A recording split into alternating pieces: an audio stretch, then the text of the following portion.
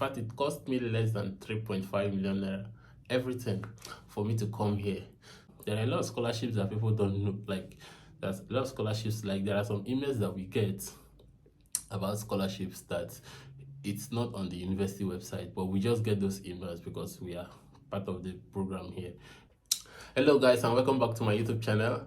My name is Ikechukwu, and I'm a PhD student here at Griffith University in Australia. So the other day I was actually doing my account to know how much it cost me to come here in Australia, and I found out that it actually cost me less than 4 million naira. In fact, it cost me less than 3.5 million naira, everything, for me to come here.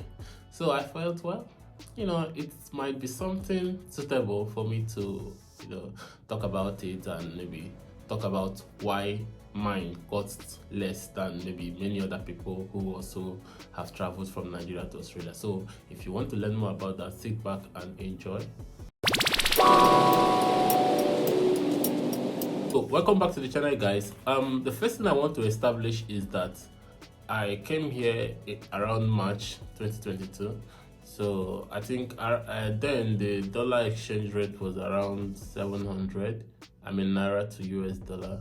So whatever I'm going to be saying, you have to relate it to the current realities, like the current exchange rate and stuff like that. So if you're also coming, maybe let's say next year, you also have to work with maybe the projected value of the Naira by then. Hopefully it's gonna be better than what it is right now. So I came here this year. So as I mentioned earlier, I actually came, and all the expenses I made was around 3 point something. It wasn't even up to 3.5.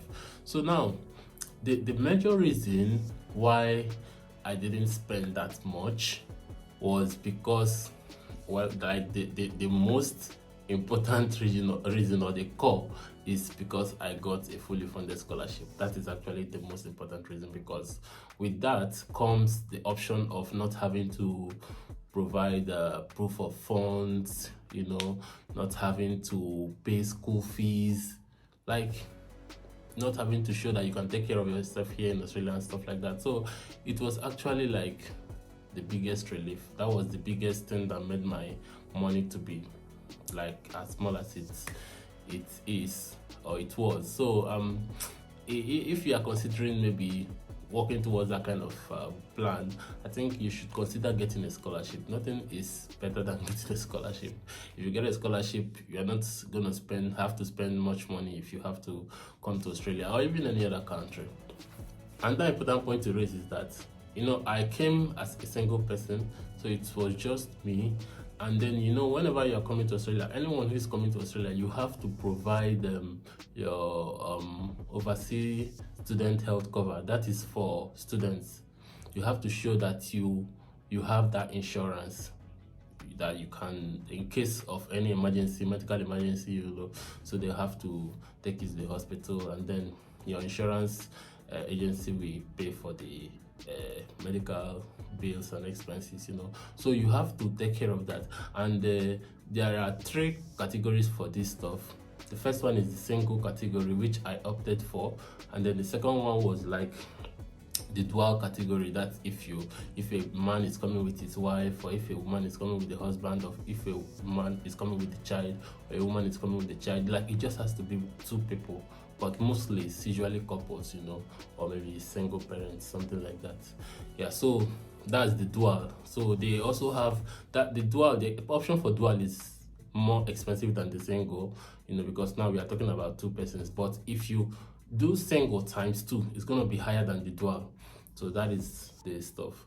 Now, I think I've also mentioned these things, maybe how much they cost and everything, in my previous videos, so there's no need to do that. Just want to gist in this particular video. I don't want to come and start carrying my books to start looking at the amounts all these things cost. If you're interested in knowing how much it costs, just go to one of the last video I made, no, not the last one of my previous videos. I talked about this overseas student health cover and how much all these categories cost. So now, after the dual, there is another one called the multi. The multi is the one that encompasses all the family units. Like if you have a family of 4, you have a family of 5, you want to bring everyone along, you have to pay for that so that everyone is included in that insurance. And it's actually the cheapest option, because if you start going everyone single, it's the money is going to be too much. It's just going to be too much. So that multi is the best for family. So whatever number your family is, I think it's the amount you pay depends on the number of people in the family. I think so. I didn't go for that, so I'm not sure. I actually went for the single.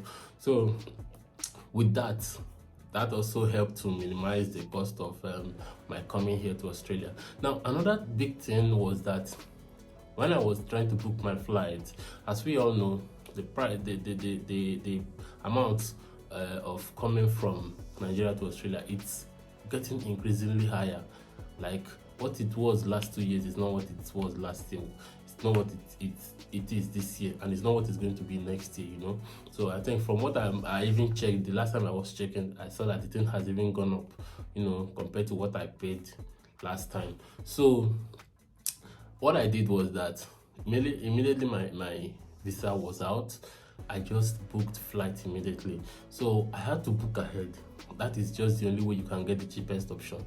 I had to book ahead, you know. So if you have the option of maybe booking like 2 months after, 3 months after, this is the kind of stuff you need, because you are definitely gonna get the cheapest option at that time. So the airline you also use is also another option to consider. I think the best is Qatar Airways. I don't know why, I just feel like their services is superb and stuff like that. That's the one I use, and that's also the one I encourage most people to use. And I think the price is also cool, like Qatar Airways. So I know there may be other ones, so but Qatar Airways is just the one I prefer, you know.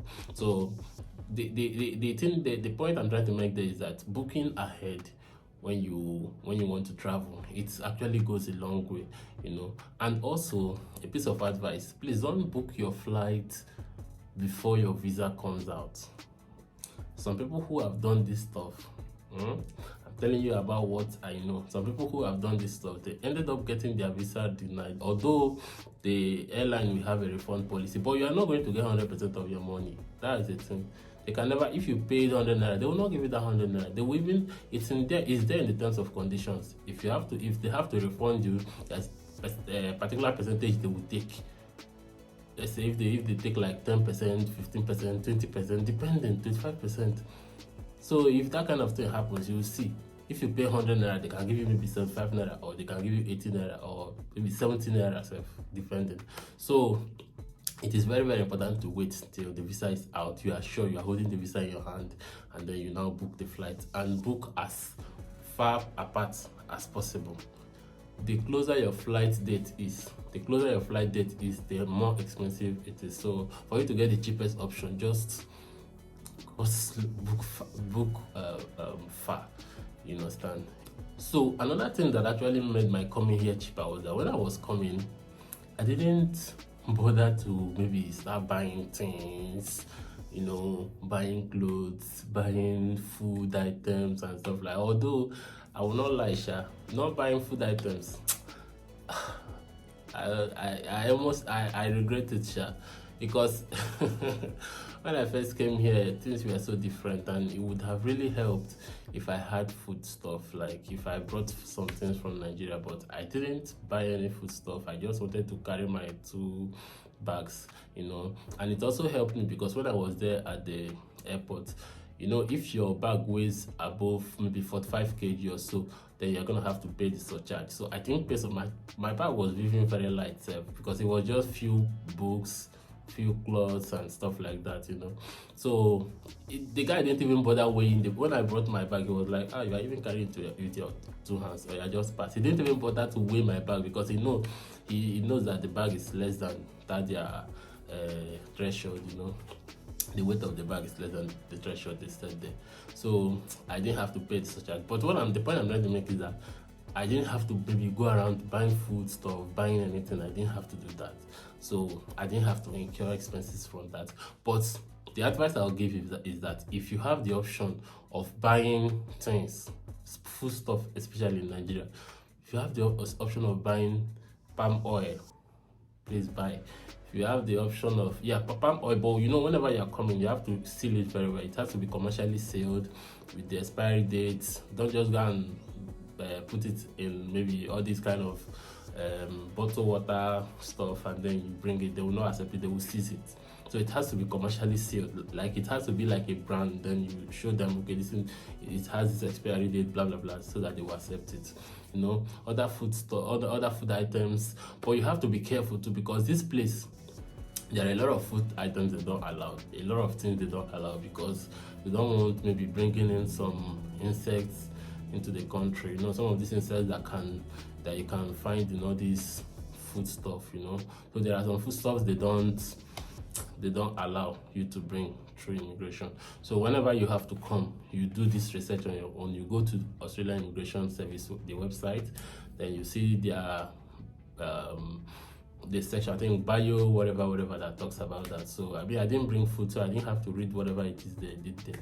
Another thing I did that helped in making my money low was the accommodation I got. As you all know, those who have been following me for a long time now, you know that I stay on campus, you know. So coming here, I discovered that the cost of staying on campus is lower than the cost of staying off campus, you know. The only thing is that the on-campus accommodation offers you like an option of staying with maybe 3 people, 4 people, 5 people, depending on the particular accommodation you got. And then, you know, there's going to be a shared facilities, the bathrooms, the kitchens and stuff like that, you know. And you know, most times you also get the rooms you pay for outside, they also have the same kind of framework, like it's still the same pattern. It's just that there it's more expensive for whatever reason, and some of them are not even like more sophisticated than the ones we have inside. We have the ones that are more beautiful than the ones we have here, no doubt. We have very nice apartments, but the prices, that was when I saw it that time. The price was around, I think, 275 per week. Then there was another one I saw, 320 per week. So all this kind of apartments, I mean, if you want to look at your cost, like the money you have in your hand, I don't think it's advisable to go for those kind of houses, because it's definitely gonna cost you more, even in long term, you know. So, and I just think it's better for you to look for an apartment where you have to pay cheaper, So like a place like this, it works for me, you know. So these are the things I did. And also, don't forget that whenever you are trying to apply to schools, try to apply to schools that you don't need to pay application fees. I don't know why, the ones you have to pay application fees, just like you just dash people money, and sometimes you won't even get the result you want, you know. You can just end up paying that maybe $70, $100, $120. The money will just go like that. They will tell you, oh, we are sorry, blah blah blah, you know. So, and it's just very important for you to have an insider in any school you want to apply to. Try to go to the school websites, send cold emails. I mean, I can't stress this enough. It's very important to, if you are looking at getting a scholarship, send cold emails, try to meet people and tell them what you can do, you know. So they are the ones who will give you pointers and very, very important information that you don't even know. There are a lot of scholarships that people don't know. Like, there's a lot of scholarships, like there are some emails that we get about scholarships that it's not on the university website, but we just get those emails because we are part of the program here, you understand. So people who have insiders in universities, it's actually a very, very big edge, you know, because those insiders can guide you and advise you, you know, when there are options or opportunities to apply for scholarships, you know.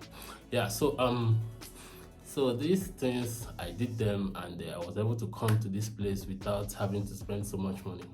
And I really hope that you can also apply the same technique and formula, and then you can also migrate to any place you want. It's not just here, you know. I know this place is very far, that's why a lot of people don't like to come, but you can also go to other places like Canada. If you like cold, go there. But at least the weather here is just like Nigerian weather, you know. So just sometimes it gets a bit cold at night, but mostly during the day we just have the normal Nigerian weather here, you know.